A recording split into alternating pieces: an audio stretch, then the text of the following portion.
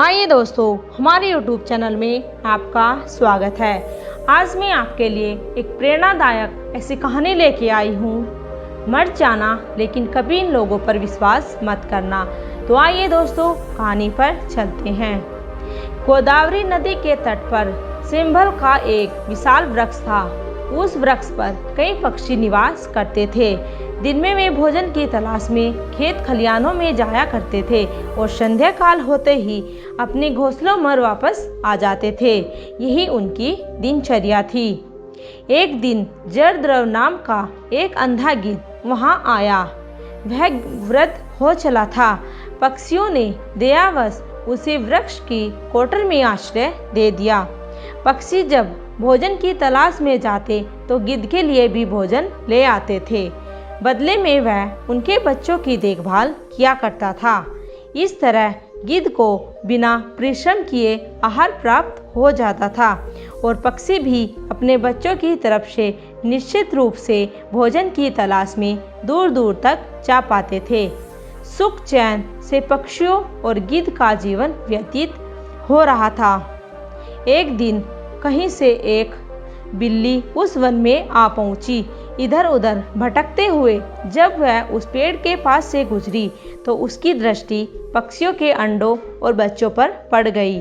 उसके मुंह में पानी आ गया। वह उन्हें खाने के लिए वृक्ष पर चढ़ गई तो पक्षियों के बच्चों ने अपने बचाव के लिए शोर मचाना शुरू कर दिया। शोर सुनकर गिद्ध कोठर से बाहर निकल आया और चिल्लाकर बोला कि तुम कौन हो।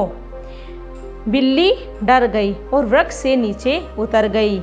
गिद्ध को प्रणाम कर बोली, महाशय, मैं बिल्ली हूँ, यही नदी के किनारे पर रहती हूँ। पक्षियों से मैंने आपकी बहुत प्रशंसा सुनी है, इसलिए दर्शन हेतु चली आई। कृपया मेरा प्रणाम स्वीकार करें। गिद्ध ने उसे वहाँ से जाने के लिए कहा। वह जानता था कि बिल्ली पक्षियों के बच्चों के लिए खतरा है। बिल्ली समझ गई, भले ही गिद्ध अंधा हो या बूढ़ा हो, उसे उसके रहते ही पक्षियों के अंडों और बच्चों पर मैं हाथ साफ नहीं कर पाऊंगी। वह किसी तरह पानी से चिकनी चुपड़ी बातों से उसे विश्वास दिलाने का प्रयास करने लगी। वह बोली, महाशय, मैं जानती हूँ आपको मुझ पर संदेह है।